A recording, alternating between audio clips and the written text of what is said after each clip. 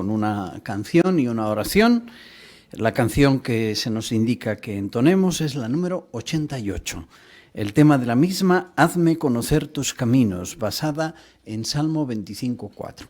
Y después el hermano Juan Ignacio Orreyo nos representa en oración. Canción 88.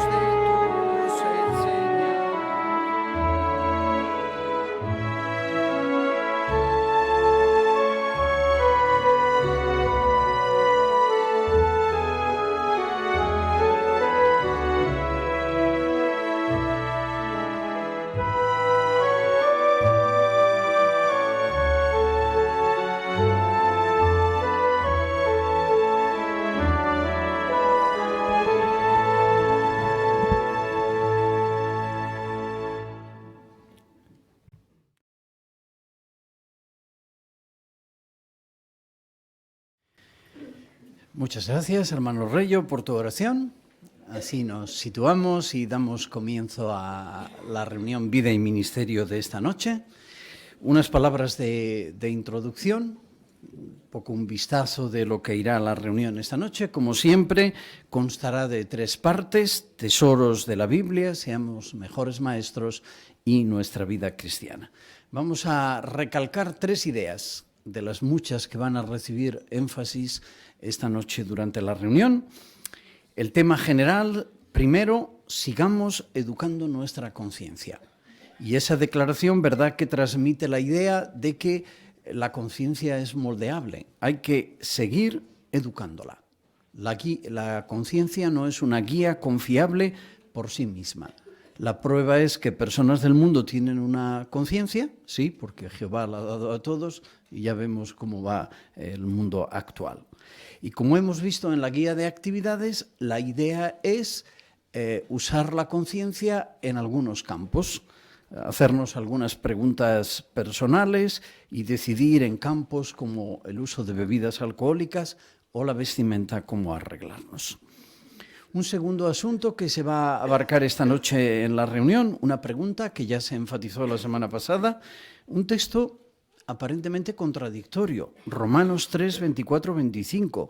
Dice que el rescate pagado por Jesús sirve para perdonar los pecados que habían ocurrido en el pasado. ¿Cómo puede ser eso? Es decir, Jesús paga el rescate en el año 33 de la era común y quedan perdonados los pecados de antaño. ¿No sería solo los pecados a partir del momento en que se paga el rescate? Pues es una buena pregunta, pero tiene una buena respuesta también que vamos a analizar esta noche. Y ya el hermano Rodríguez la semana pasada nos animó a mirar puestas de sol, cantos de pájaros, la nieve y otras cosas. Sé que algunos lo han hecho y han compartido incluso fotografías al respecto. Vamos a hablar del tema «Percibimos las cualidades invisibles de Dios», una idea muy bonita, porque las bellezas de la creación las percibe mucha gente, pero cuando se les pregunta dicen la madre naturaleza, y ahí queda todo. No perciben absolutamente nada más. Les encanta el campo, la ecología, los animales, pero no hay ninguna conexión con el Creador. Y en nuestro caso no solo queremos que haya conexión con el Creador, que creemos en Él, sino que la creación también revela cualidades de Jehová. Así una parte muy interesante, un vídeo precioso que podremos visionar y después comentar juntos. Y por supuesto también vamos a tener, como siempre, buenas ideas con relación a la obra de predicar las buenas nuevas en sus diferentes facetas. Así que damos paso a la primera parte de nuestra sección Tesoros de la Biblia, que tiene que ver con un discurso que tiene el tema que hemos indicado. Sigamos educando nuestra conciencia. El hermano Carlos Díaz lo presenta.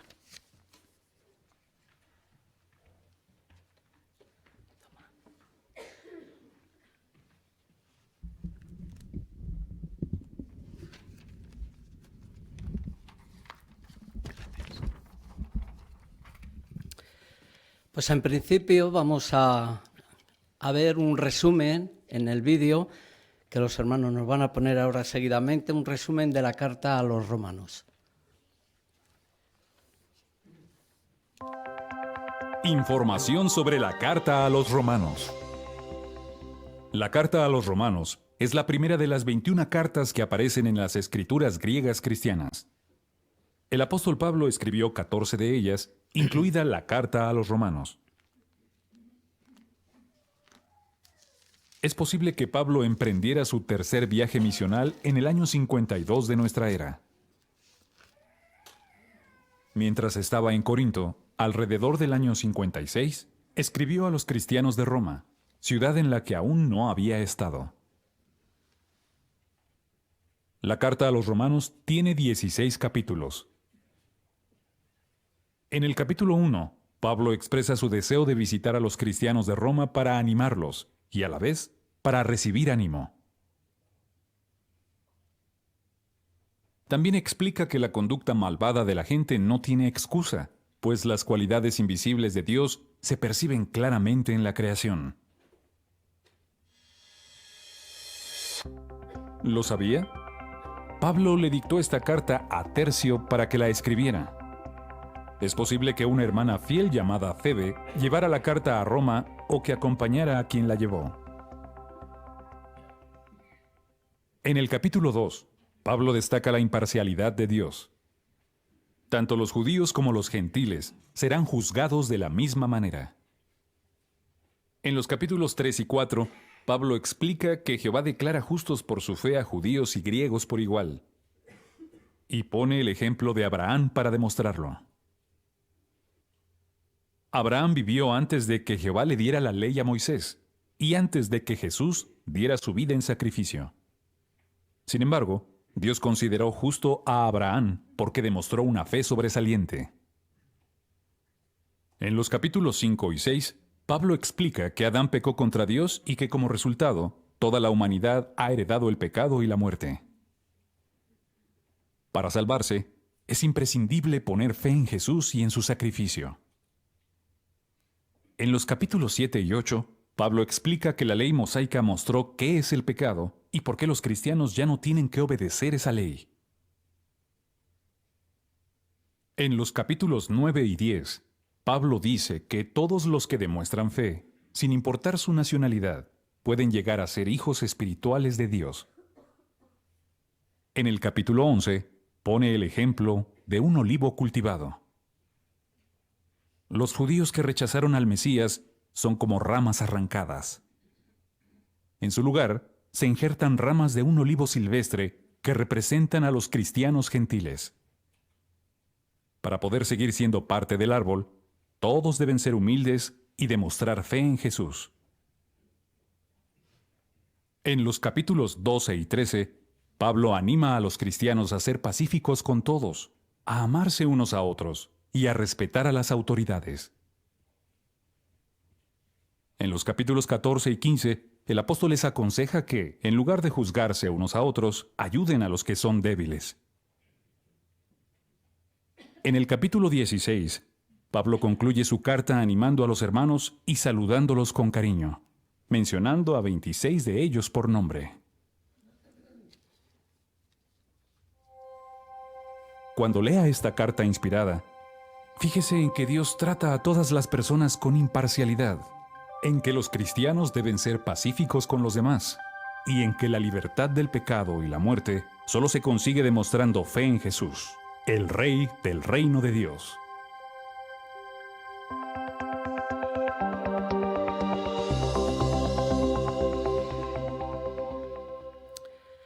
Pues sí, este es el resumen que tenemos porque comenzamos, ¿verdad?, con la consideración del libro de Romanos.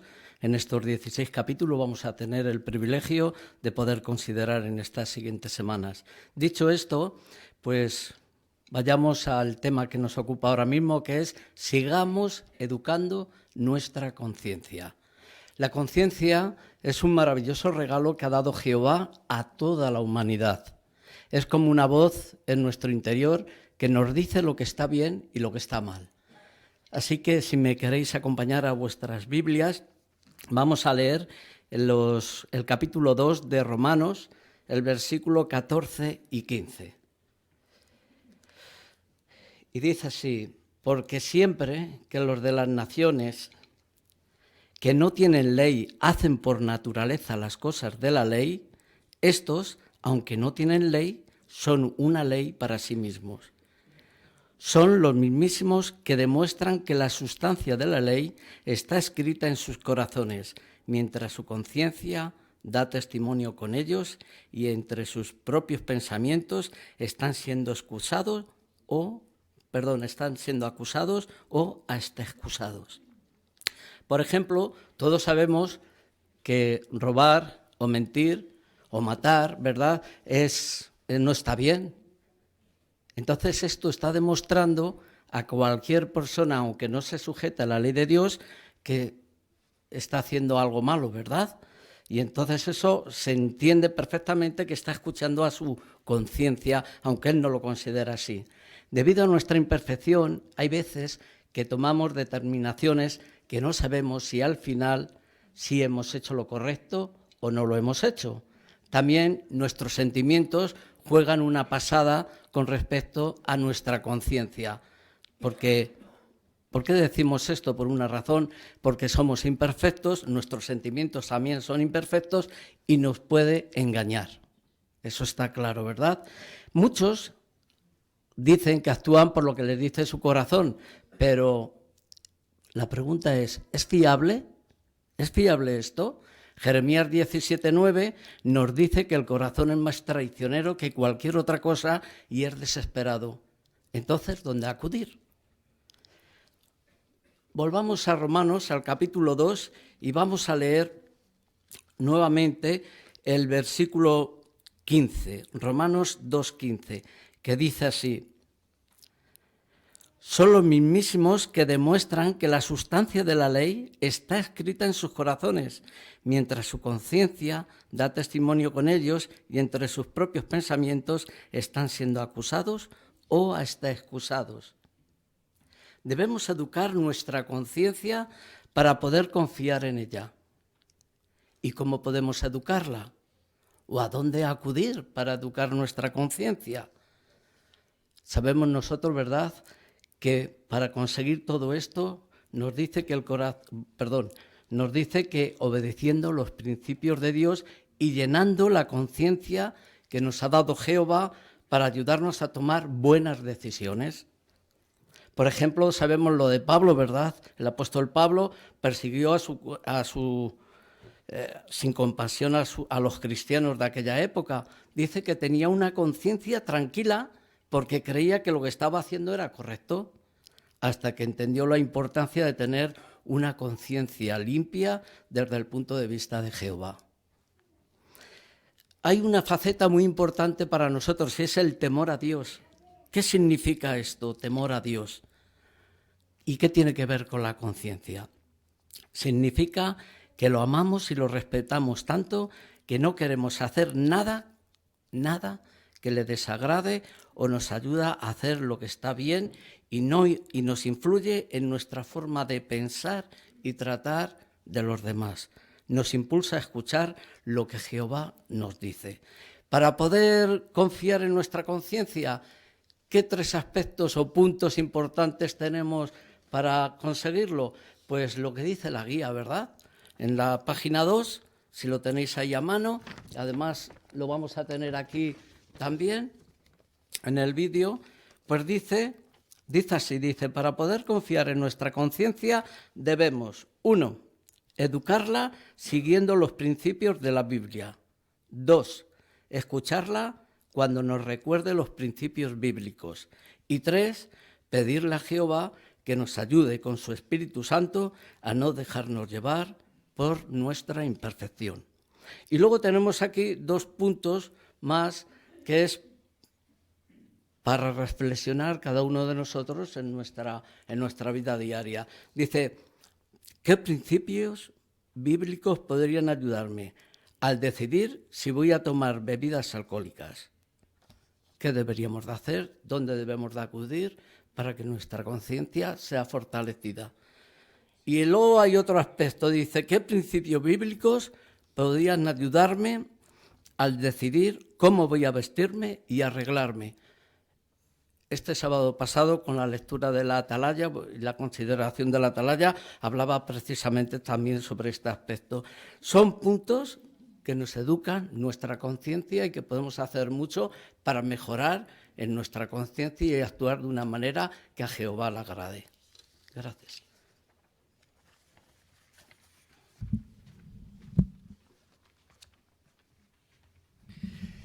Muchas gracias, hermano Díaz, por explicarnos la importancia de seguir educando nuestra conciencia para que sea un testigo fiel y nos oriente bien.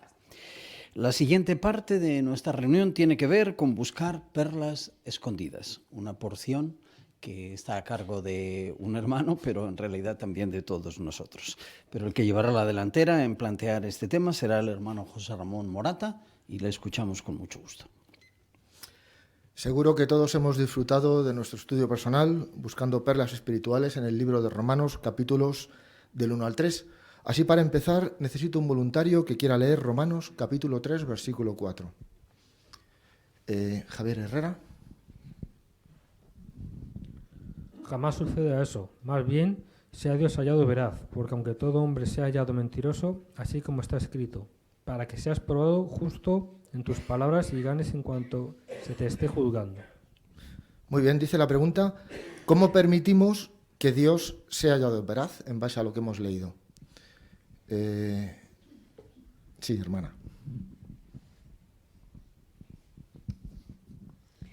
Pues sabemos que hay gran discrepancia en lo que el mundo dice y lo que la Biblia dice. Haremos a Dios veraz si hacemos caso de la verdad de la Biblia y obramos en consonancia con ella, y además, si participamos en la obra de predicar y hacer discípulos, ayudaremos a las personas a hallar veraz a Dios por medio de la palabra. Muy bien. ¿Algún comentario adicional que queráis hacer? Sí, hermana Puri. Sí, también aplicándonos los principios bíblicos y poniéndolos en práctica con las demás personas y con nosotros mismos. Muy bien. ¿Algún voluntario para leer Romanos, capítulo 3, versículo 24 y 25? Hermana de Delfín.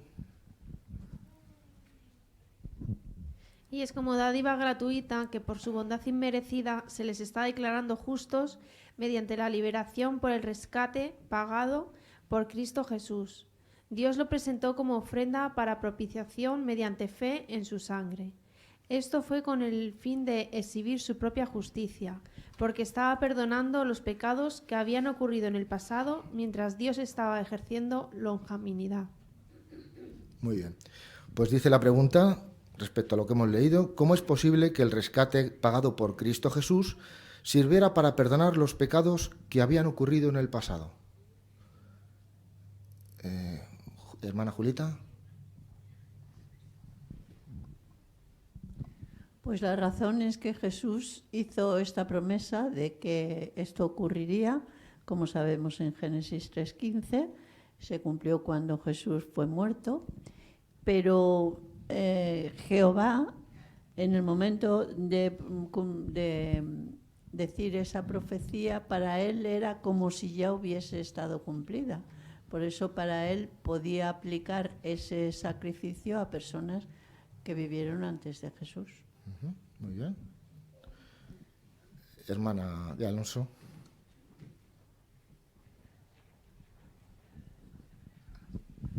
Como se explica muy bien, Jehová, basándose en esta profecía, pues es como si él hubiera perdonado los pecados de la humanidad obediente, ¿no? Porque él tenía en cuenta el rescate de Jesús y que a partir del 33 esto se hizo visible para toda la humanidad. Hermano Rodríguez. Y con la misma idea, o sea, la misma provisión, los que murieron antes de Cristo también van a ser resucitados, porque esa profecía de Jehová, del Génesis 3.15, ya para él cumplida, abarca a todas las personas. Por eso dice Hechos 24.15 que va a haber resurrección así de justos como de injustos. Seguramente una parte de los injustos serán aquellos que no tuvieron oportunidad de conocer a Jesús o de beneficiarse de su sacrificio en su tiempo. Muy bien. Pues pasamos ahora a las preguntas, que seguro que habéis encontrado perlas muy interesantes. ¿Qué le ha enseñado sobre Jehová la lectura bíblica de esta semana? Sergio.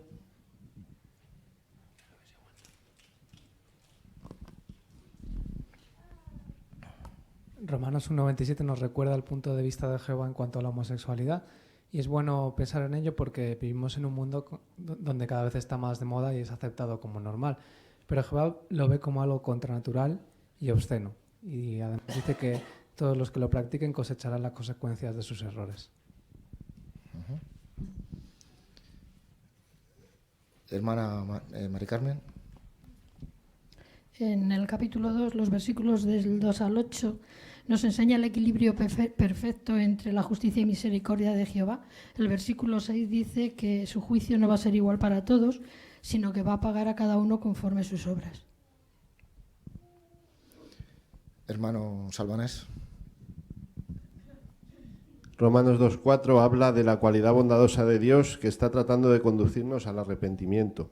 Y es que ninguno de nosotros sabemos hasta qué grado necesitamos esta cualidad bondadosa de Dios para llegar a arrepentimiento. Por eso nunca deberíamos pensar que Jehová tarda en cumplir sus promesas, sino que debemos ver este tiempo como una oportunidad para nosotros y para otras personas de llegar a estar arrepentidos y obtener el perdón de Jehová.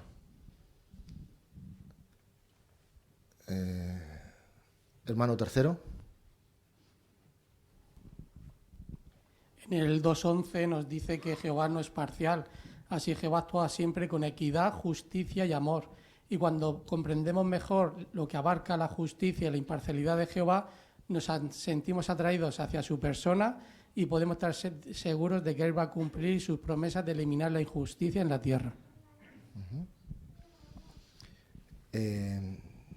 Sí, hermana. También Jehová quiere que lo conozcamos, por eso nos ha dado dos fuentes importantes de información.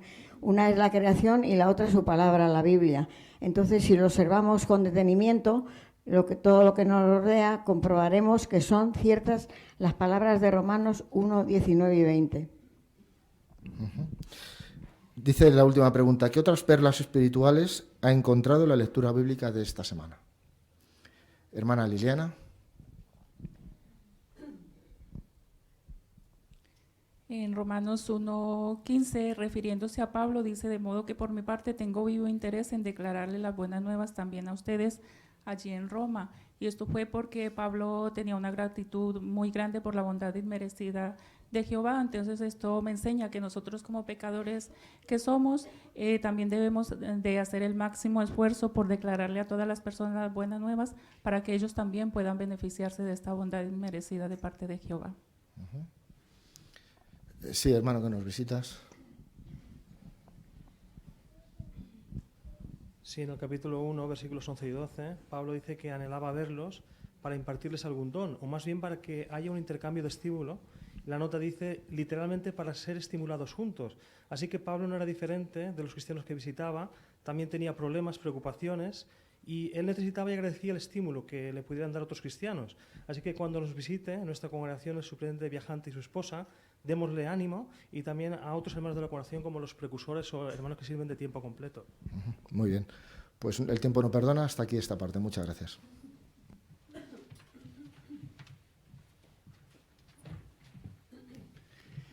Excelente. Muchas gracias, hermano Morata, por presidir muy bien esta parte, y también a los 14 que habéis participado, bien leyendo textos o haciendo comentarios con relación a las perlas que habéis encontrado, y lo habéis hecho de manera breve. Eso ha permitido que 14 hayan participado. Pues los hermanos que van a presentar asignaciones en la sala auxiliar podrán acudir allí, y los demás vamos a continuar aquí con el mismo programa. Podemos abrir nuestros ejemplares de la Biblia en papel o en nuestros aparatos electrónicos y seguir con el hermano Ismael de Lucas la lectura de la Biblia. Romanos capítulo 1, versículos 1 al 17. Pablo, esclavo de Jesucristo y llamado a ser apóstol, separado para las buenas nuevas de Dios, que Él prometió en tiempo pasado mediante sus profetas en las Santas Escrituras, acerca de su Hijo, que provino de la descendencia de David según la carne, pero con poder fue declarado Hijo de Dios según el Espíritu de la Santidad, mediante la resurrección de entre los muertos. Sí, Jesucristo nuestro Señor, mediante quien recibimos bondad inmerecida y un apostolado para que hubiera obediencia de fe entre todas las naciones respecto a su nombre, entre las cuales naciones ustedes también son los llamados que pertenecen a Jesucristo, a todos los que están en Roma como amados de Dios, llamados a ser santos, que tengan bondad inmerecida y paz de parte de Dios nuestro Padre y del Señor Jesucristo. Ante todo, doy gracias a mi Dios mediante Jesucristo acerca de todos ustedes, porque por todo el mundo se habla de la fe de ustedes. Porque Dios, a quien rindo servicio sagrado con mi espíritu respecto a las buenas nuevas acerca de su Hijo, es mi testigo de cómo sin cesar siempre hago mención de ustedes en mis oraciones, rogando que, si de algún modo es posible, ahora por fin sea prosperado en la voluntad de Dios para ir a ustedes, porque anhelo verlos, para impartirles algún don espiritual a fin que se les haga firmes, o, más bien, para que haya un intercambio de estímulo entre ustedes, por cada uno mediante la fe del otro, tanto la de ustedes como la mía.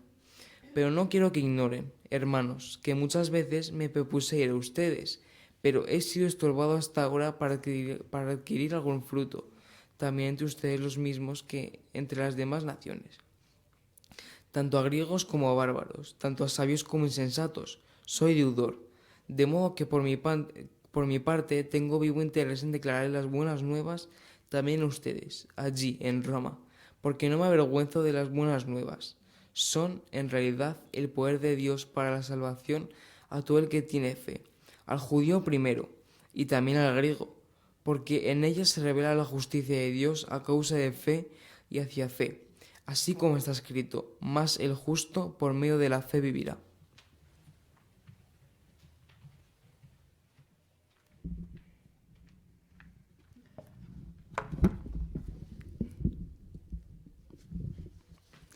Muchas gracias, Ismael. Excelente lectura que hemos seguido con placer esta porción de Romanos, capítulo 1, versículos 1 al 17.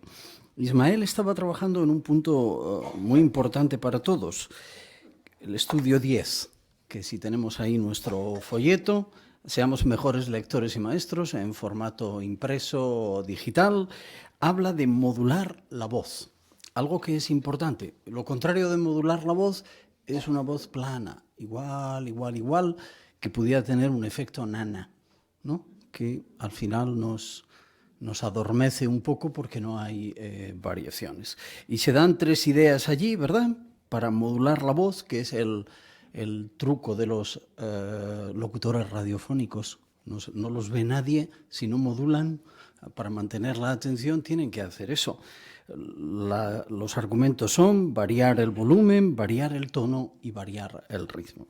Cuando leemos la Biblia, pues podemos también tener en cuenta eso, ¿verdad? Por ejemplo, en la lectura que hoy teníamos, quizá en porciones como cuando se empieza la carta, ¿no? Cuando Pablo empieza a decir cosas como en el versículo 7 o en el versículo 8, cuando Pablo dice ante todo, pues ahí quizás se pide, cuando uno dice un ante todo, quiere transmitir la idea de que lo que viene después realmente es importante. Sí, quizá puedes tener esto en cuenta en el futuro y todos, cuando leamos, ¿verdad? Intentar hacer eso, variar el volumen, el tono, el ritmo, para que las personas que leen no lo vean como una lectura más plana, sino como una lectura con matices, con sabor, con colores, que hacen la lectura más interesante.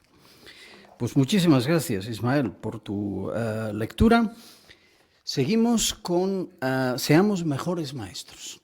Vamos a analizar juntos la lección 2 del folleto Maestros.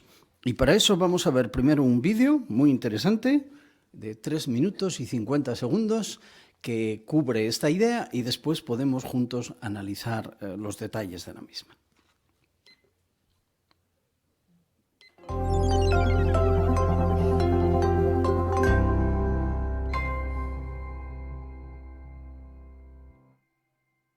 ¿Cómo hablar con naturalidad? Siendo usted mismo y expresándose con sinceridad. Así transmitirá lo que siente. Tal vez parezca sencillo, pero puede ser todo un reto si está nervioso. Estos 4 pasos pueden ayudarlo. Orar. Prepararse bien. Hablar con el corazón. Y mirar a sus oyentes. Es importante que lo haga tanto al discursar como al predicar. Estas escenas de la predicación pública nos muestran por qué.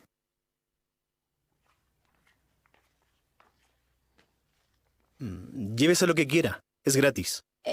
No, está bien, quizás otro día. ¿Pudo haber sido el hermano un poco más amigable? Al menos pudo haber mirado a la persona a los ojos. ¿Qué indicaron su postura, sus ademanes y sus expresiones faciales? Démosle otra oportunidad. Buenos días. Buenos días. Puede llevarse lo que quiera. Gracias. ¿Cree que dejaremos de sufrir algún día? La verdad, no lo sé. Si tiene un momento, me gustaría mostrarle lo que dice la Biblia. Bueno. Usar un tono amigable le permitió empezar una conversación. Eso también es útil al discursar. Intente usar sus propias palabras. Veamos estos ejemplos. Cuando Jesús fue fijado en el madero en el 33 era común, difícilmente parecía posible que alguna vez tuviera un reino. Pero él no había estado proclamando noticias erróneas al predicar el reino de Dios. Al tercer día de haber sido fijado Jesús en el madero, el fundador del reino se aseguró de que los discípulos de Jesús no estuvieran orando por un gobierno que no fuera posible. Jehová resucitó a aquel que lo representaría en el reino por el cual se oraba y lo vistió de inmortalidad. ¿Pudo entender lo que decía el orador? Seguramente. ¿Era alimento espiritual? Sí. ¿Habló con naturalidad? No. Sonó como si estuviera leyendo de un número antiguo de la atalaya. De hecho, así fue.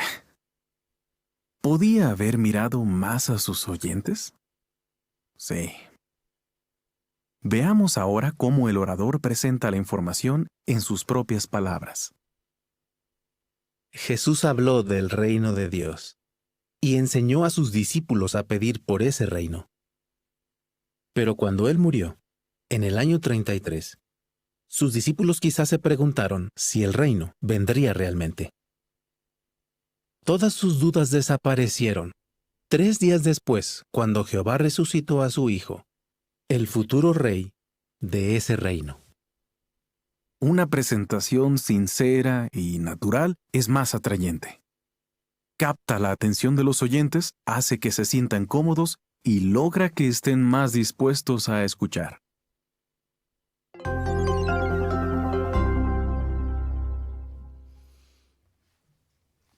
Pues excelente información, ¿verdad? Girando en torno a esta idea, hablar con naturalidad. Quizá alguna vez alguien nos ha dicho, no eras tú. Quizá era porque estábamos nerviosos y nos cambiaba el tono de la voz, porque de alguna manera quisimos quedar bien y hablábamos de manera afectada o por otra razón, ¿verdad?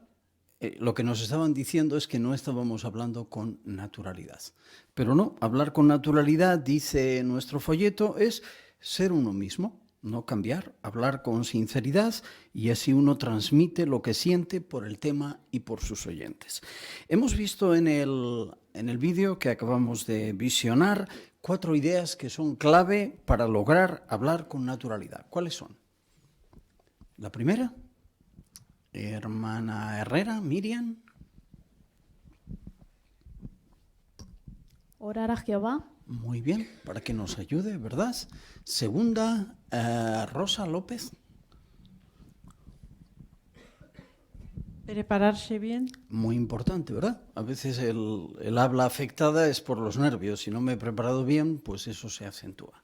3, hermana Morón, Saila. Mantener el contacto visual con los oyentes, mirarles a la cara. Muy bien, excelente. Y una más, hermana Pérez. Hablar con el corazón. Estupendo. Pues 4 buenas sugerencias, 4 buenas ideas para hablar con naturalidad. Vamos a aplicar eso a los 2 campos que lo ha hecho el vídeo. Primero, la predicación.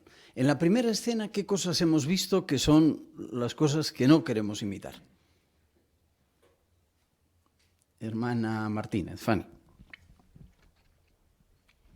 Pues se les veía que estaban como mirando al suelo, no tenían una sonrisa en el rostro, no miraron a la persona que se acercaba y cuando habló muy alto y casi asustó a la persona y entonces pues no se animó a tomar ninguna publicación.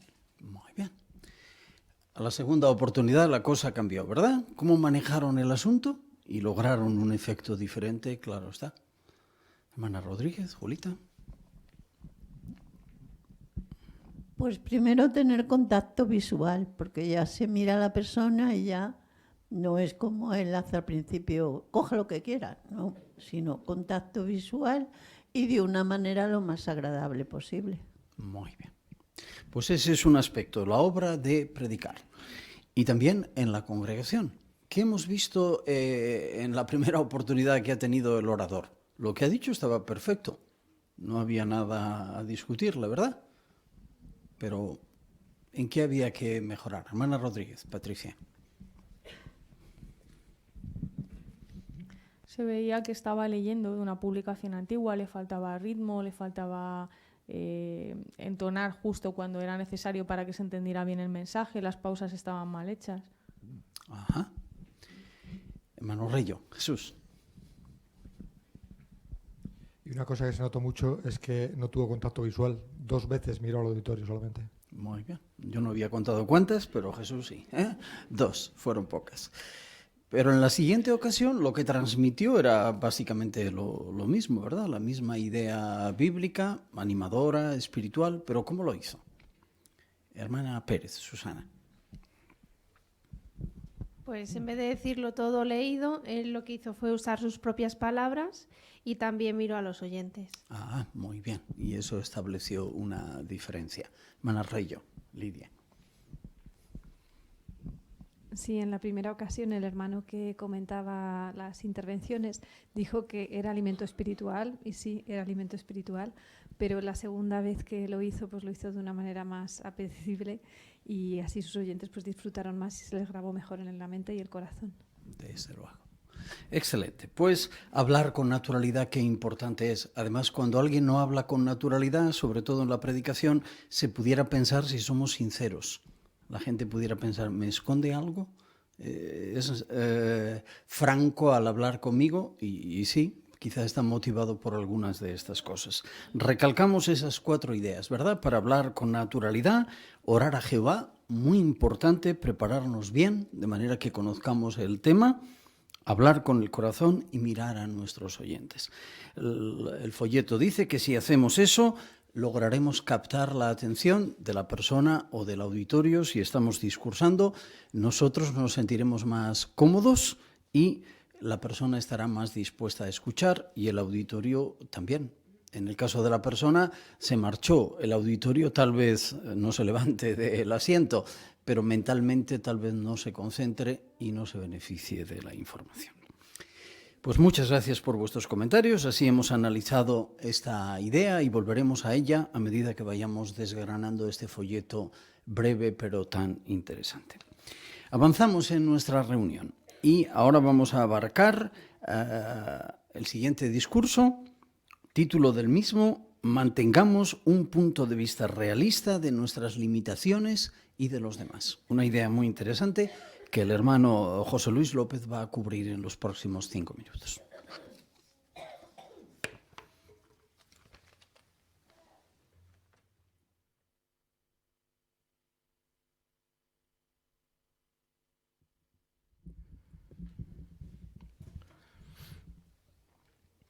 Nos encontramos en los últimos días. Tenemos que vivir con nuestros propios errores y también soportar los ajenos. Para sentirnos satisfechos, debemos mantener un enfoque realista de nuestras limitaciones y de los demás también.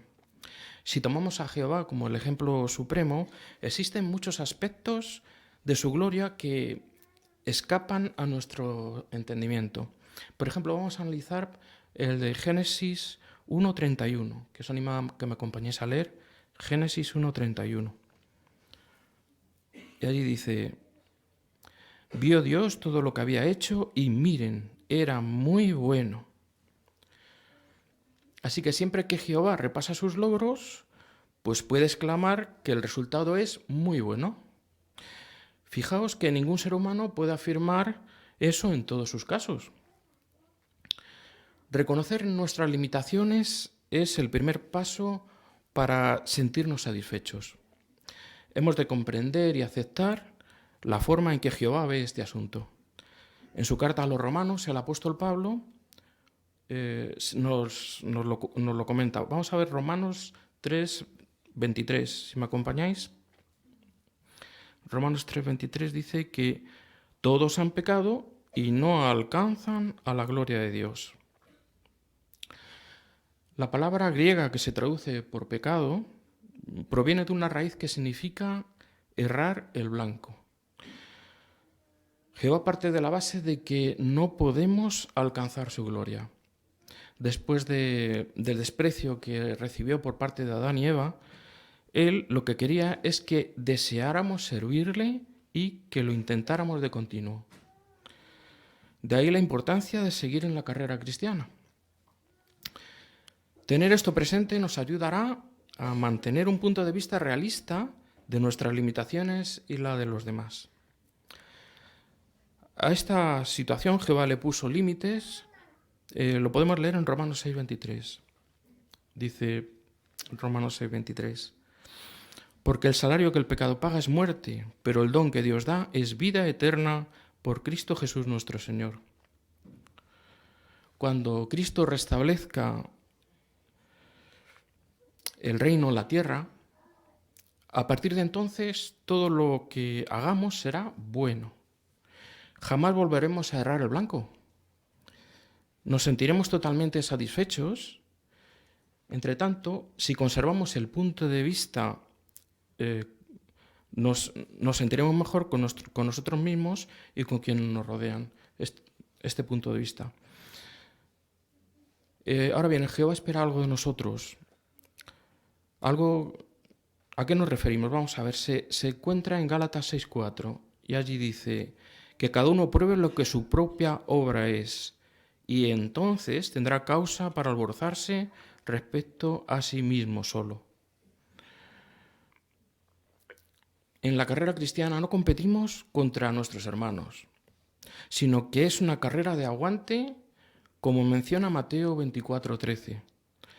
Allí dice: pero el que haya aguantado hasta el fin es el que será salvo.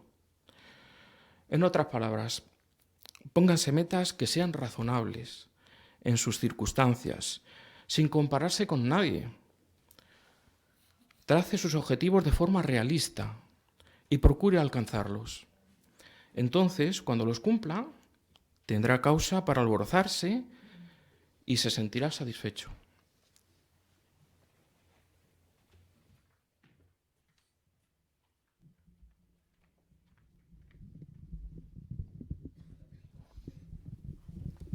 Pues muchas gracias, hermano López. Un artículo qué interesante, ¿verdad? Mantener un punto de vista realista de nuestras limitaciones y también las de los demás. El hermano estaba trabajando, como indica la guía, en la lección 7, usar información exacta y convincente. Eso es muy importante. En su caso, como se remitió a la Biblia, pues es información exacta y confiable. Pero, por ejemplo, yo me fijé en un detalle que él usó, tomado de la Atalaya, un detalle correcto. Él habló de lo que significa el pecado, errar el blanco. No tenía tiempo para desarrollar esa idea, no era la idea de la asignación.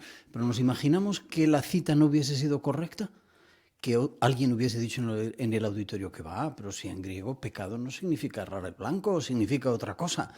Ya en alguna medida hemos dañado el discurso, ¿verdad? Porque la persona estaría dando vueltas. Y lo demás que ha dicho después era cierto, igual que se ha confundido en esta primera idea, tal vez en las siguientes. Qué importante es cuando usemos citas, definiciones de un léxico de otro lugar, que estemos seguros de que eso es riguroso. Por supuesto, cuando usamos la Biblia o las publicaciones del esclavo, como hizo José Luis, pues entonces claro que estamos utilizando información exacta y confiable. Y algo importante que él hizo también al final, en su conclusión, fue ayudarnos a razonar, que es parte de la idea de este punto, lograr que el auditorio llegue a la conclusión correcta, no porque lo diga él, sino porque ha razonado con nosotros y al final hemos llegado a la conclusión de que es cierto. Jehová cuando mira, todo lo ve bien, pero en nuestro caso nosotros erramos y no poco, y también, claro, los que están a nuestro lado. Pues muchas gracias, José Luis, por tu buena presentación, y eso cierra dos partes de nuestra reunión entre semana.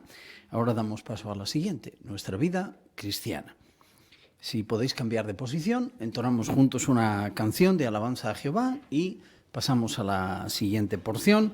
La canción seleccionada para alabar a Jehová es la número 6, que tiene como tema una de las ideas que vamos a cubrir esta noche en esta parte. Los cielos proclaman la gloria de Dios, basada en el Salmo 19, canción 6.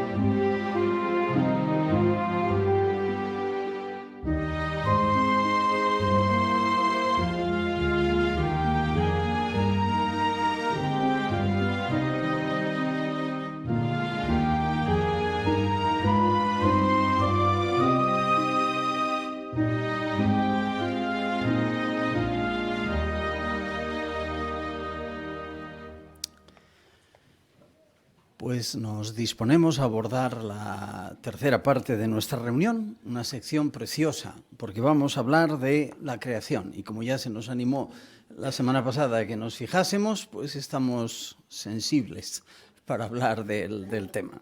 El tema que vamos a analizar con un vídeo muy bonito, del cual podremos hablar después, analizarlo, es percibimos las cualidades invisibles de Dios.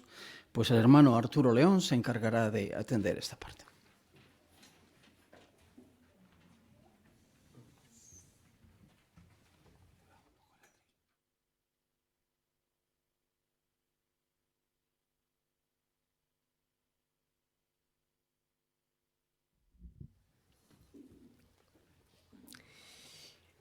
Los invito, por favor, a que ubiquemos en la Biblia el Salmo 104, versículo 24, por favor.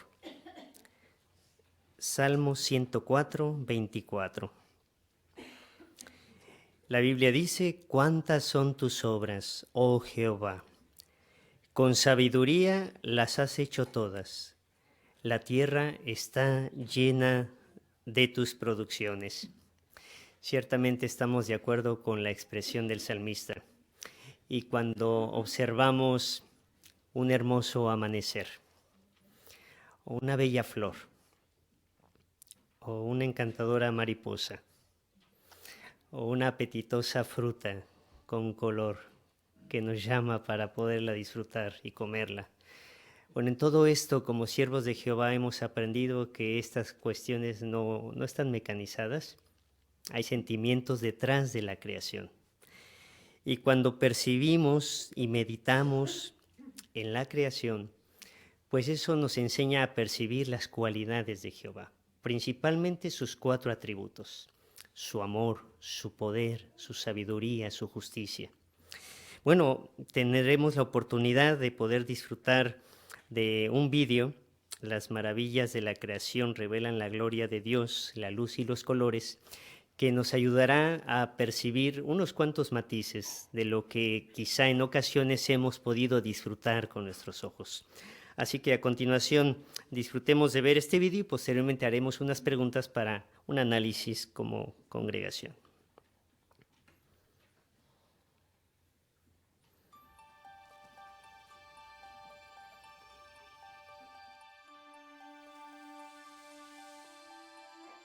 Todas las obras de arte son un reflejo del artista, expresiones de su imaginación y creatividad. Pero, ¿solo vemos esas expresiones en las obras de arte hechas por el hombre? ¿O también las vemos en la naturaleza? Vivimos rodeados de espectaculares colores.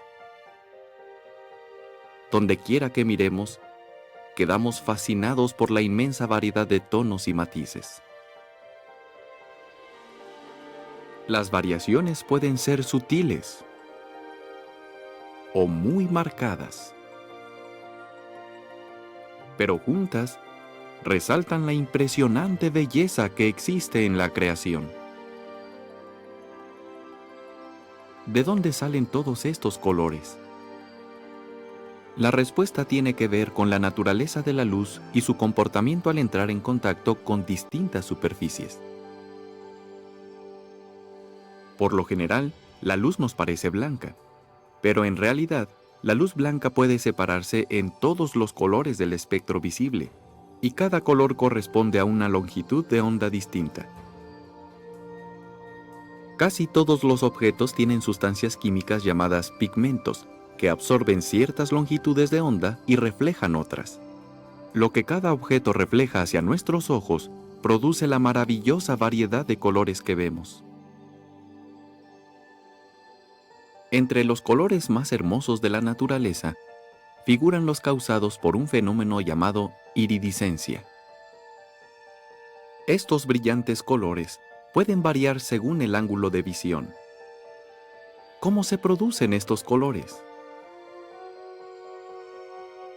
En casi todos los casos, la iridiscencia no se debe a pigmentos químicos, sino a precisos patrones estructurales en la superficie del objeto. Por ejemplo, las alas de las mariposas morfo están recubiertas de diminutas escamas semitransparentes. Cada escama tiene surcos microscópicos de idéntico tamaño, cuyos bordes a su vez presentan surcos aún más pequeños. La anchura de estos diminutos surcos es más pequeña incluso que una longitud de onda de luz. Así rompen las ondas de luz y crean un patrón de interferencia. Como resultado, algunos colores se cancelan, mientras que otros se intensifican. Estas ondas de luz intensificadas se reflejan hacia nosotros como un azul deslumbrante. Así es, estas brillantes obras de arte son producto de un diseño muy ingenioso y complejo. No solo encontramos colores espectaculares en los objetos que nos rodean, sino también cuando alzamos la vista. Al ponerse el sol, el firmamento se pinta de asombrosos colores. ¿Por qué se forma este hermoso cuadro? En su viaje hacia la Tierra, la luz choca con moléculas de aire y partículas de polvo y se difumina o dispersa. El grado en que una onda de luz se dispersa depende de su longitud de onda. La luz azul tiene una longitud de onda más corta y se dispersa por toda la atmósfera. Por eso vemos azul el cielo cuando el sol está alto en un día claro. Pero cuando el sol está cerca del horizonte, la luz debe cruzar más distancia en la atmósfera para llegar a nuestros ojos. La luz azul, con una longitud de onda más corta, se dispersa antes de alcanzarnos. En cambio, la luz roja y anaranjada puede viajar mayores distancias a través de la atmósfera y adornar el cielo con los tonos dorados y rojizos del atardecer. ¡Qué enorme variedad de colores se han usado para pintar nuestro hogar terrestre! Cuando nos detenemos a contemplar su belleza, nos sentimos atraídos a Jehová Dios, el mayor artista de todos. Igual que una obra de arte es un reflejo del artista, así los hermosos colores que Jehová ha elegido para cada una de sus creaciones son una muestra del profundo amor que nos tiene. En efecto, todo lo ha hecho bello a su tiempo.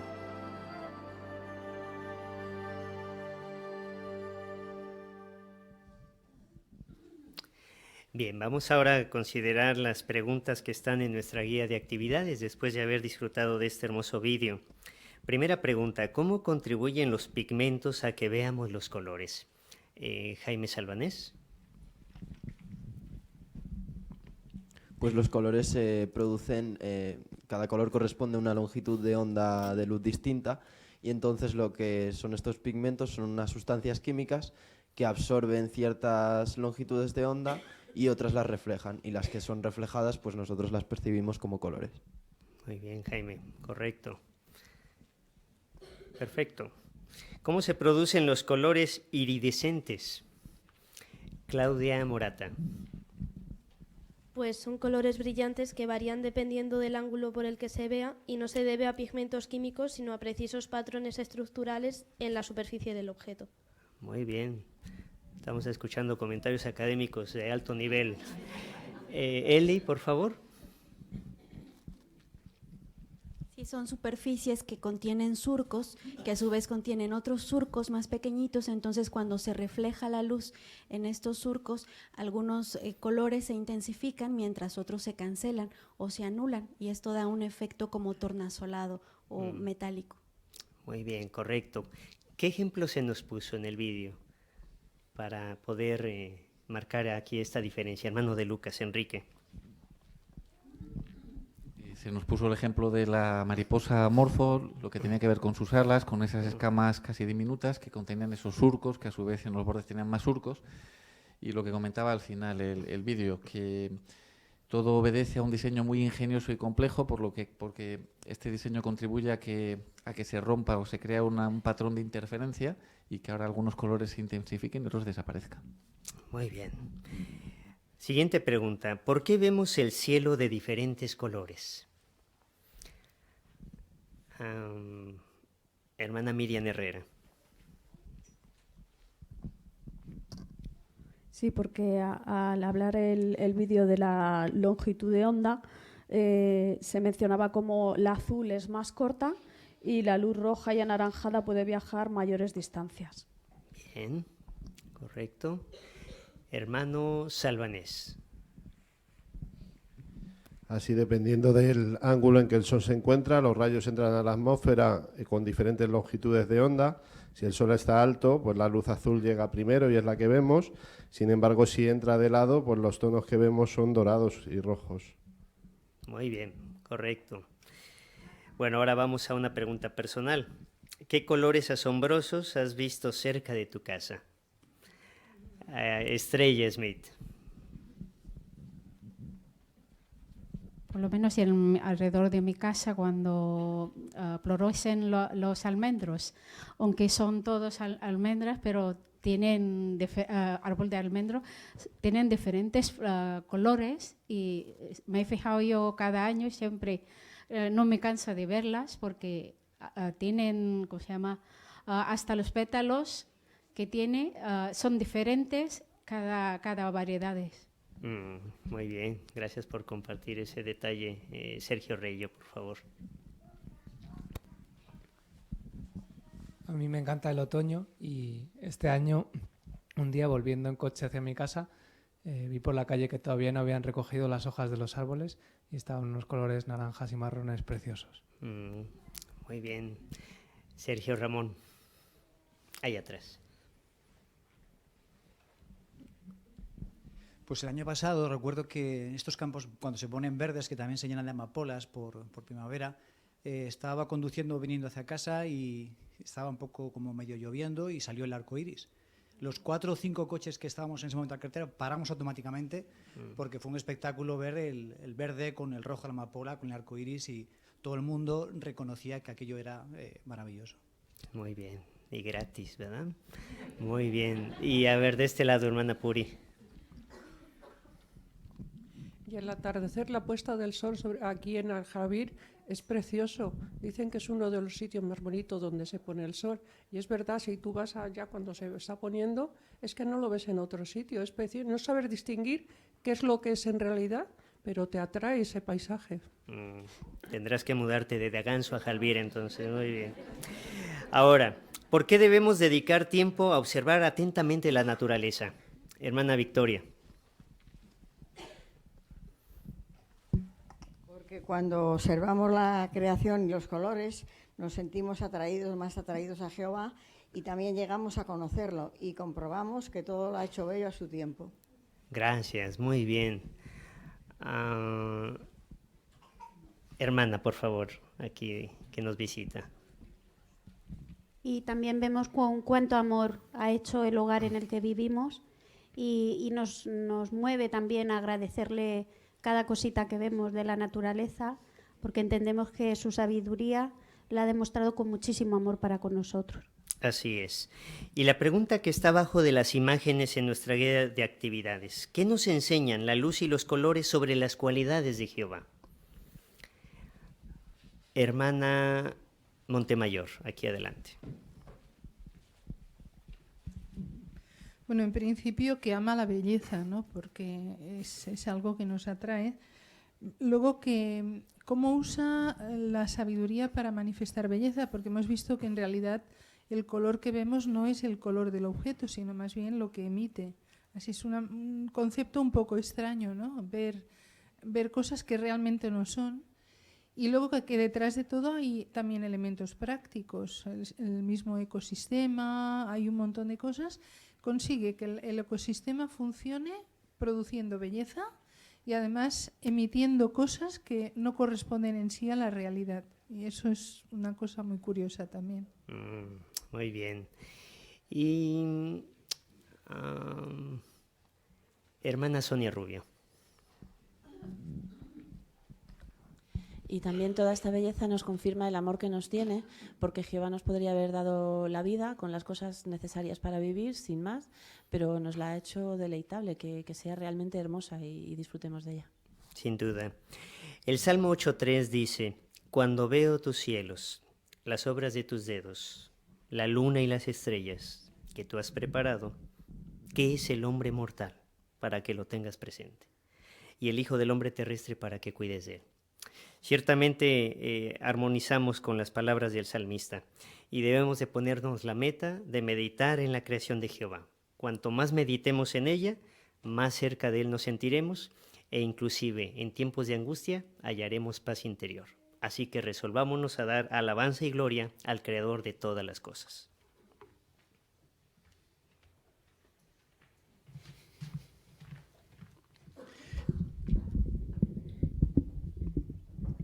Muchas gracias, hermano León, por tu asignación y también por los estupendos comentarios y sumamente pulidos en sentido técnico que hemos escuchado esta noche. Los jóvenes sacan buenas notas, sin duda, en estos campos. Y una idea a recordar, como dice el tema, es lo que comentó el hermano Ramón. Hay mucha gente que cuando ve algo bonito se para y mira. Pero ¿cuál es el problema? Quizá si no había hermanos, el único de los 4 que cuando miró el arco iris y el campo de amapolas percibió las cualidades de Jehová fue Sergio.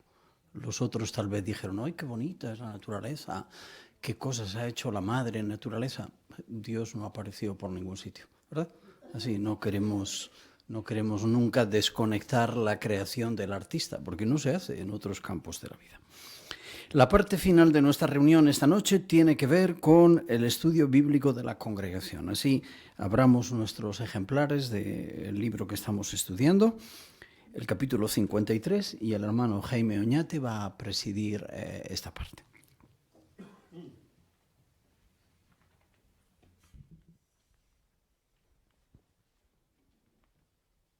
Pues como decía el hermano, os animamos a abrir vuestros ejemplares y si tenéis vuestra aplicación JW, el capítulo es el capítulo 53 y el tema es un gobernante capaz de controlar las fuerzas de la naturaleza. Así que seguimos hablando de la naturaleza y en este caso pues vamos a hablar de cómo controlarlas, ¿no? Me acordaba al ver el tema de este gobernante que la semana pasada mediante un tuit invocaba a que volviera el cambio climático para que se fuera la ola de frío de su país. Qué diferente al gobernante que nosotros esperamos que podrá controlar los elementos, ¿no?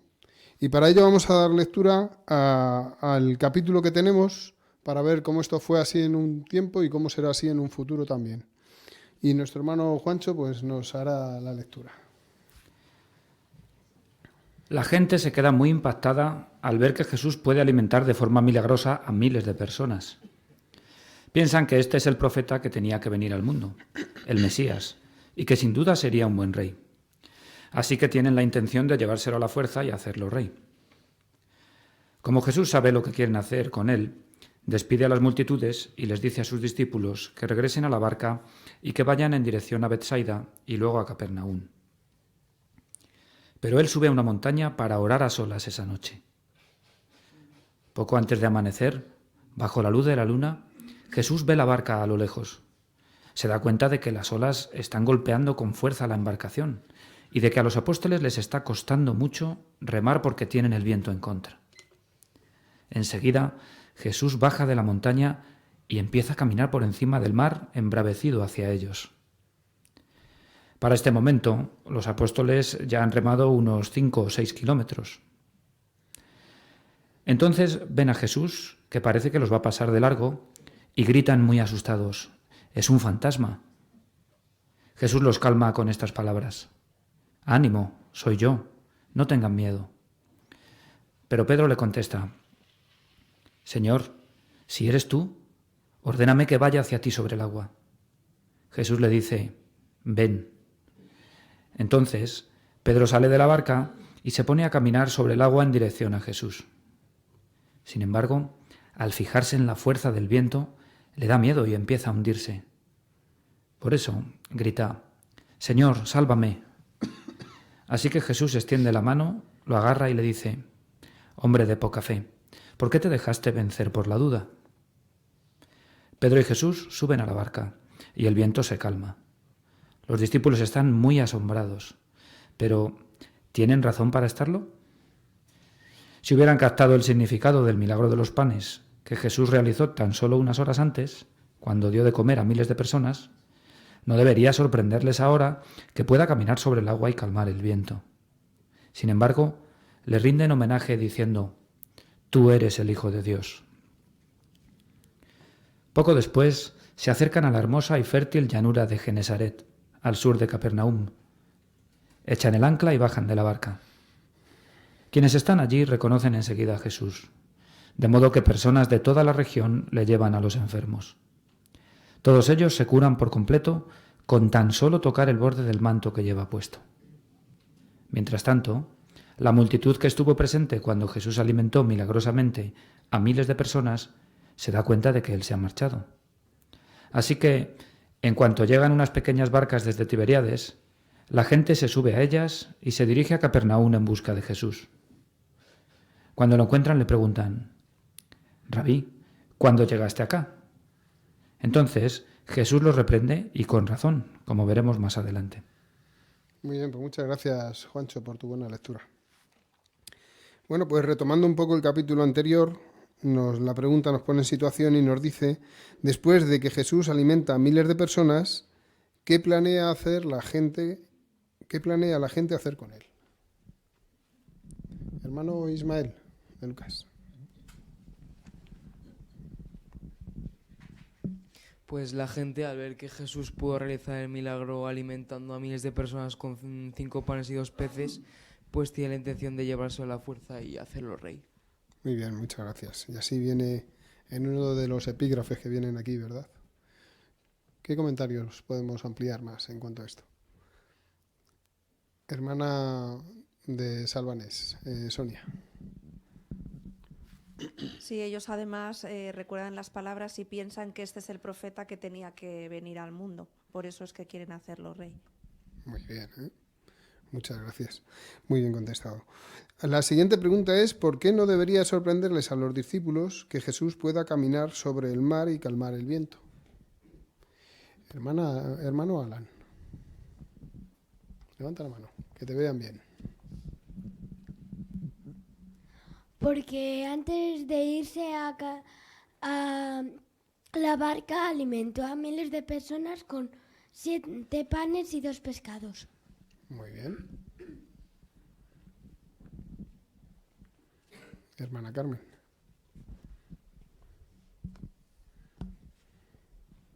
Así que, como ha comentado Alan, ellos tenían que entender que si tenía poder para poder alimentar a esta gran multitud, no, poco sería de extrañar que tuviera poder para calmar el viento y el mar. Muy bien. Pues contestamos la siguiente pregunta también. ¿Qué ocurre cuando Jesús llega a la orilla cerca de Capernaum?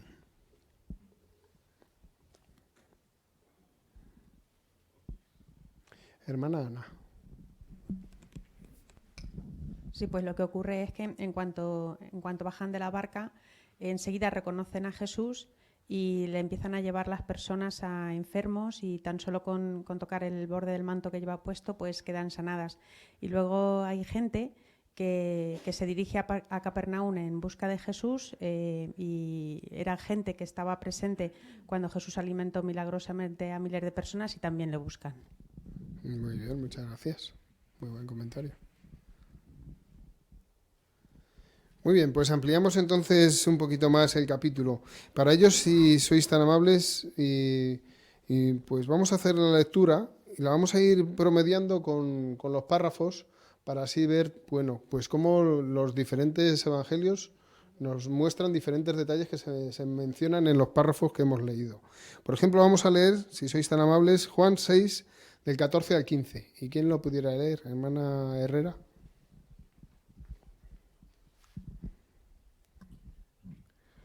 Por consiguiente, cuando los hombres vieron las señales que él ejecutó, empezaron a decir: con certeza, este es el profeta, que había de venir al mundo.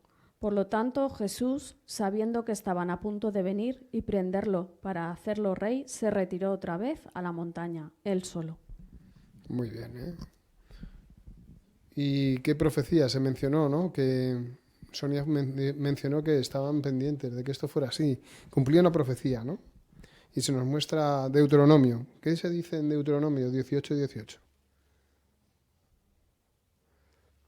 Hermana Conde, Paloma. Pues la profecía hablaba de que se le ha levantado un profeta en medio de sus hermanos, semejante a ti, y dice que pondría las palabras de Jehová en su boca y él ciertamente las hablará todo lo que yo les mande. Muy bien, ¿eh? Así que por ese motivo le querían hacer rey, ¿eh? Como decíamos antes, en uno de los epígrafes venía, ¿verdad?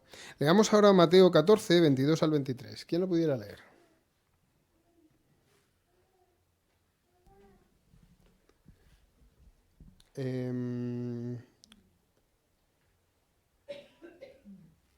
Hermana Beldaña, de Beldaña. Luego, sin demora, él obligó a sus discípulos a subir a la barca y adelantársele al otro lado, mientras él despedía a las muchedumbres. Por fin, habiendo despedido a las muchedumbres, subió solo a la montaña a orar. Aunque se hizo tarde, estaba allí solo. Muy bien. Leamos ahora Marcos 6, 45 y 46. ¿Quién lo pudiera leer? Hermana Victoria, de Reyo. Y sin demora, él obligó a sus discípulos a subir a la barca e ir adelante a la ribera opuesta hacia Betsaida, en tanto que él mismo despedía a la muchedumbre. Pero después de haberse despedido de ellos, se fue a una montaña a orar. Muy bien. Y ahora Juan 6, 14 al 17. Juan 6, 14 al 17.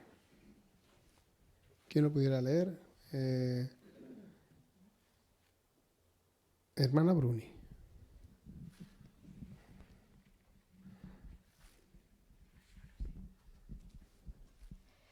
Por consiguiente, cuando los hombres vieron las señales que él ejecutó, empezaron a decir, con certeza este es el profeta que había de venir al mundo. Por lo tanto, Jesús, sabiendo que estaban a punto de venir y prenderlo para hacerlo rey, se retiró una vez a la montaña él solo. ¿16 también? ¿Y el 17? Sí, al anochecer, sus discípulos bajaron al mar y subiendo a una barca se pusieron a cruzar el mar en dirección a Capernaum. Pues bien, ya había oscurecido y Jesús aún no había venido a ellos. Muy bien. La pregunta es, ¿fueron a Betsaida o fueron a Capernaum?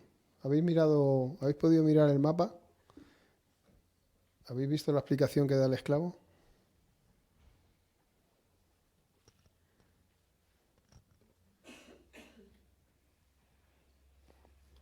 Leímos en Marcos que primero fueron ¿a dónde? Y lo dice el párrafo. El segundo párrafo lo dice. Está escrito, ¿eh?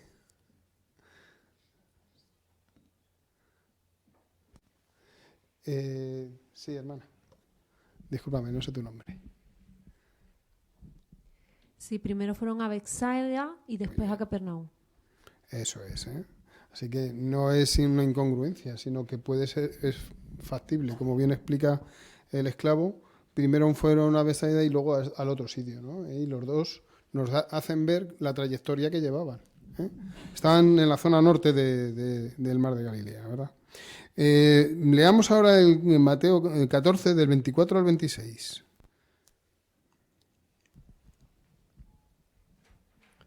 ¿24 al 26? Hermana Patricia.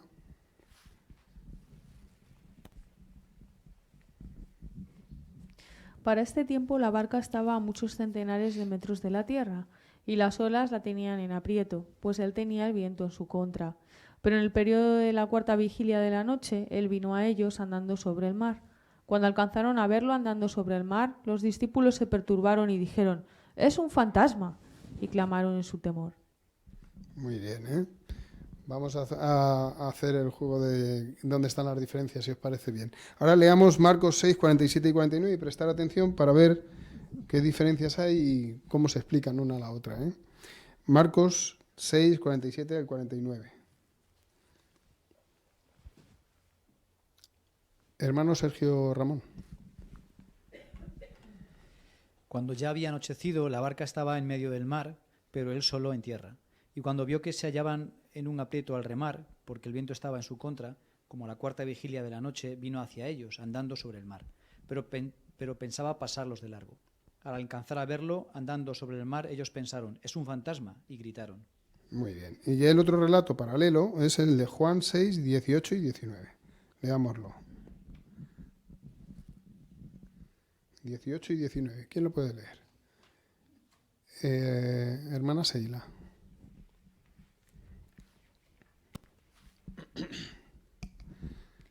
También el mar empezó a agitarse a causa de un viento fuerte que soplaba. Sin embargo, cuando hubieron remado otros 5 o 6 kilómetros, contemplaron a Jesús que andaba sobre el mar y se acercaba a la barca, y se sobrecogieron de temor. Muy bien. Y ahora podemos preguntar, ¿cómo el párrafo 3 del libro, de este capítulo 53, une todos estos relatos y los explica? ¿Eran metros? ¿Eran kilómetros? ¿Qué les impedía llegar hasta la orilla? Lo hemos visto en los relatos.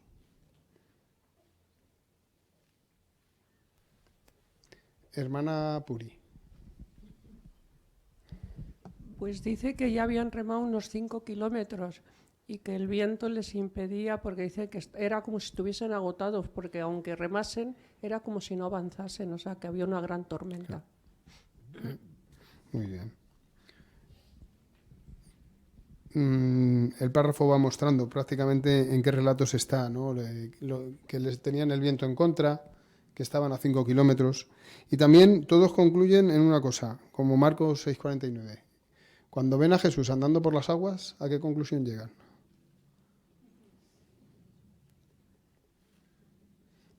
Hermano David.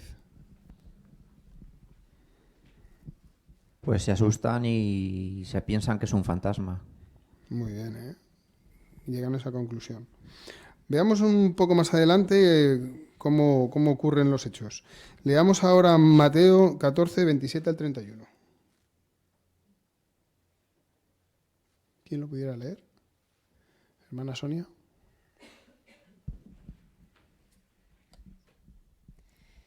Pero enseguida Jesús les habló estas palabras: cobren ánimo, soy yo, no tengan temor. En respuesta, Pedro le dijo: Señor, si eres tú, mándame venir a ti sobre las aguas. Él dijo: ven. Entonces Pedro, bajando de la barca, anduvo sobre las aguas y fue hacia Jesús. Pero al mirar a la tempestad de viento, le dio miedo y, comenzando a hundirse, clamó: Señor, sálvame. Inmediatamente Jesús, extendiendo la mano, lo asió y le dijo: Hombre de poca fe, ¿por qué cediste a la duda? Muy bien. Ahora leamos Marcos 6:50.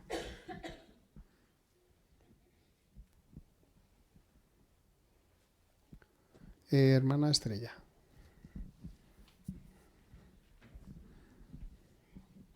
Porque todos lo vieron y se perturbaron, pero él inmediatamente habló con ellos y les dijo: cobren ánimo, soy yo, no tengan temor. Muy bien. Y ya por último, Juan 6:20.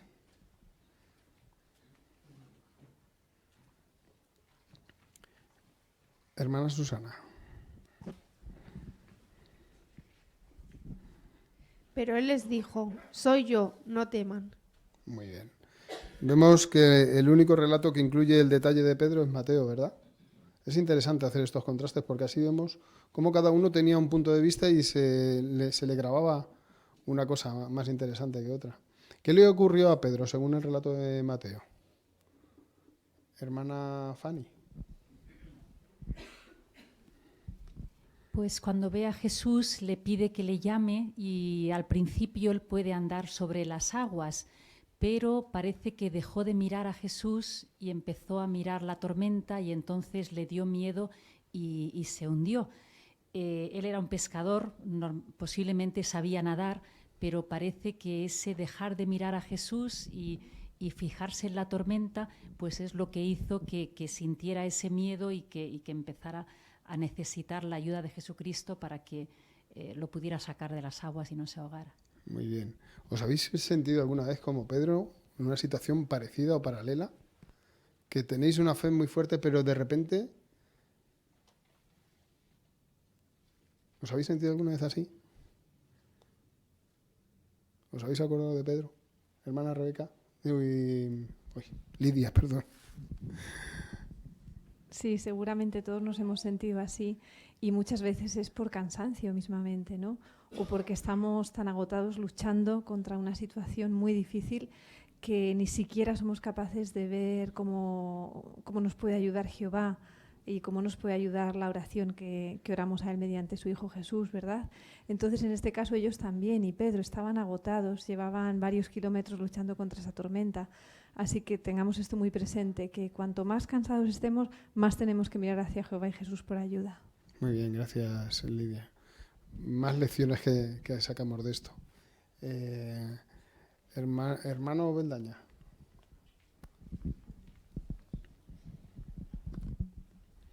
Sí, además es posible, si lo pensamos, que cualquiera de nosotros en una situación así también cediéramos a la duda, porque en un mar bravo como ese, ver que estamos andando no es algo fácil. Pero nos recuerda el peligro de las dudas. Y recientemente en una asamblea se nos recordaba que cuando tengamos dudas debemos de resolverlas de inmediato, porque son muy peligrosas y muy dañinas para nuestra fe. Y se nos mencionaba pues que debemos hacer eso. Si tenemos dudas sobre un tema, que pueden surgir incluso sobre hasta la existencia de Jehová o sobre sus promesas y el cumplimiento, no dejarlas ahí, que son muy dañinas, y resolverlas estudiando, pidiendo ayuda a hermanos de experiencia, pero resolverlas. Gracias, hermano. Porque a veces la realidad pudiera hacernos olvidarnos de ver con las cosas con ojos espirituales, ¿verdad? Recuérdame tu nombre, por favor.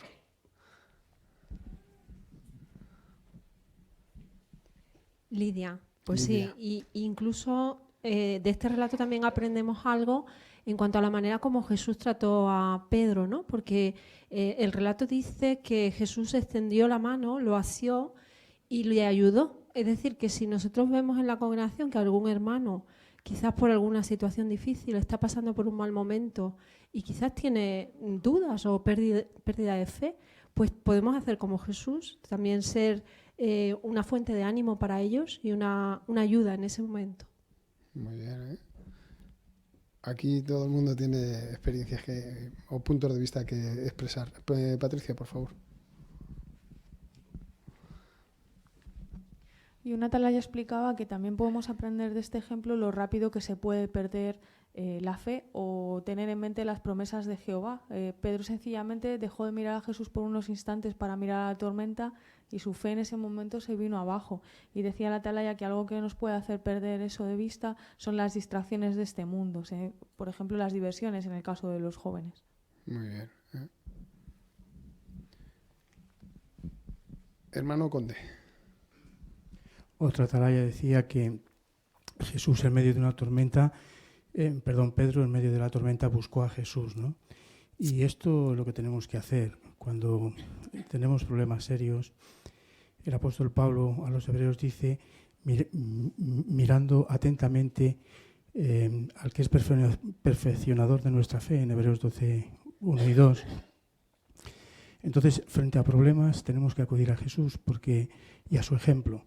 Si acudimos a Él, nos va a tranquilizar y vamos a poder seguir adelante, porque problemas vamos a tener, los tenemos y tendremos mayores cuando nos persigan. Pero tenemos ayuda y teniendo a Jesús tan poderoso como es, podremos sobreponernos. Muy bien, ¿eh? Y la ilustración nos lo muestra así, ¿no? Hermana Nuria.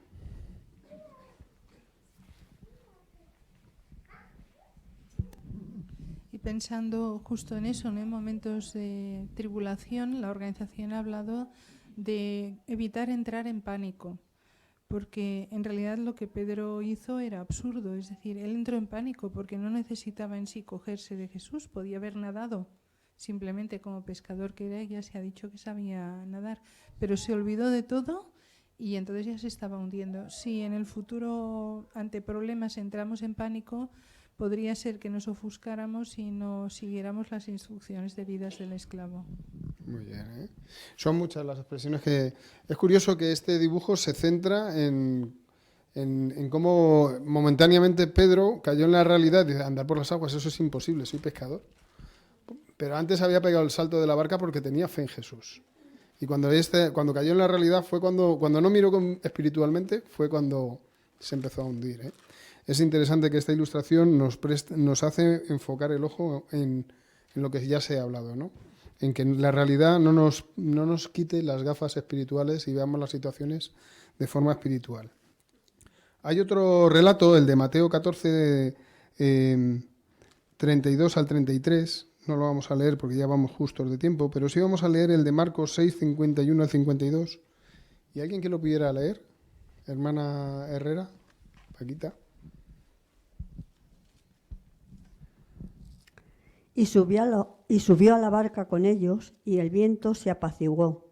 Con esto se asombraron mucho dentro de sí, pues no habían captado el significado de los panes, sino que su corazón continuaba embotado e incapaz de entender.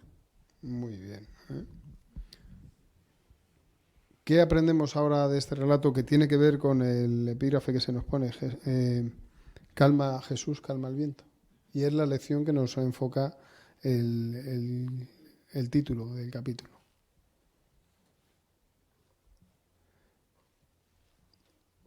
Hermana Raquel.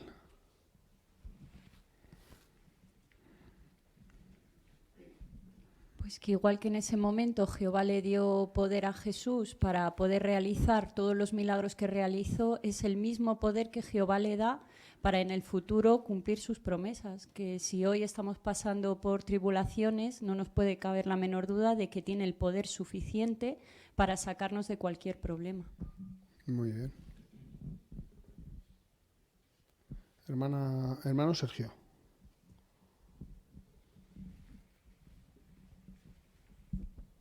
Y es aleccionador para nosotros, porque puede que ya hayamos visto en otras ocasiones la mano de Jehová, pero ante un problema nuevo volvamos a desconfiar o a dudar. Así que qué bueno pensar en este ejemplo y pensar en que Jehová siempre nos va a ayudar. Muy bien. Y viendo el temporal de frío que hemos pasado aquí, han pasado en otros países, ¿no os viene a la mente este relato y lo que ocurrirá en un futuro cuando estemos siendo gobernados por Jesús? ¿Qué conclusión sacáis, hermano León?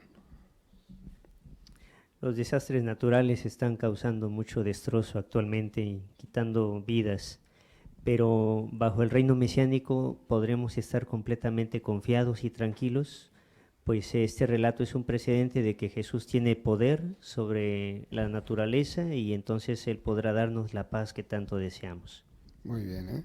Así que veamos de estas situaciones, veámoslas de una forma espiritual y saquemos la lección de que dentro de poco Jesús podrá controlar no solamente las fuerzas de la naturaleza, sino como se muestra también al final de los relatos que teníamos para leer.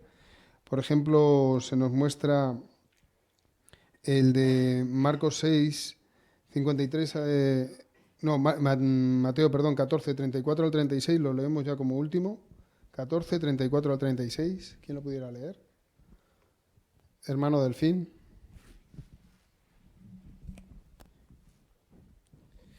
Y terminaron la travesía y llegaron a la tierra de Genesaret. Al reconocerlo, los varones de aquel lugar enviaron por toda aquella comarca, y la gente le trajo todos los que se hallaban mal, y se pusieron a suplicarle que se le dejara tocar siquiera el fleco de su prenda de vestir exterior. Y todos los que lo tocaron recobraron completamente la salud. Muy bien, ¿eh? Es ya como colofón. Después de dominar los medios naturales, ¿qué hizo Jesús cuando llegó a la orilla? Hermano Alonso, Pablo. Pues curar a todos los enfermos que le traían, y esto nos da la certeza de que cuando Él sea rey de este reino a plenitud, pues todas estas cosas serán cosas del pasado que deseamos con todo nuestro corazón, porque realmente el mundo está pasando por muchas dificultades. Nos hace falta, ¿verdad, Pablo? Muy bien, veremos en el siguiente capítulo, nos abre el final de este capítulo 53, nos deja entrever lo que ocurrirá la semana que viene. Prestemos atención la próxima semana.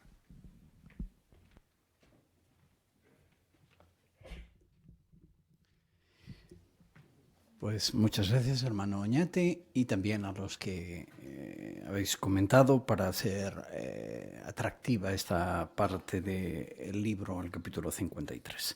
Un breve repaso de lo que hemos analizado esta noche y un vistazo de lo que trataremos la próxima semana. Al principio dijimos que íbamos a recalcar 3 ideas durante la reunión. La primera, la importancia de seguir educando nuestra conciencia. La guía, como se explicó en esta asignación, indica que para seguir educando nuestra conciencia y confiar en ella tenemos que educarla siguiendo los principios de la Biblia, escucharla cuando nos recuerde los principios divinos y pedirle a Jehová que nos dé su Espíritu Santo. Si no hacemos eso, la confianza puede ser una brújula dañada y nos puede llevar por caminos extraños. Una segunda idea tenía que ver con la pregunta del rescate.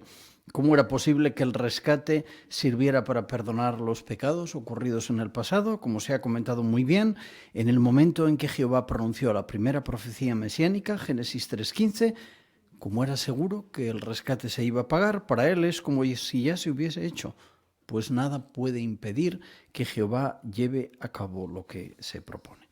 Y hemos visto en la parte final la importancia de conectar la creación con las cualidades de Jehová. Y como la creación sigue estando ahí, y la seguiremos viendo en esta época más fría, en la primavera, en el verano, si tenemos un enfoque espiritual, dice la guía, que eso permitirá que nos acerquemos a Jehová y le demos gloria por ello.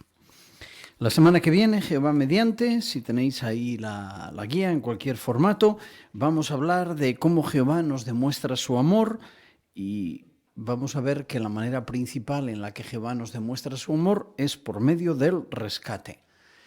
Se dice en castellano que es de bien nacidos ser agradecidos.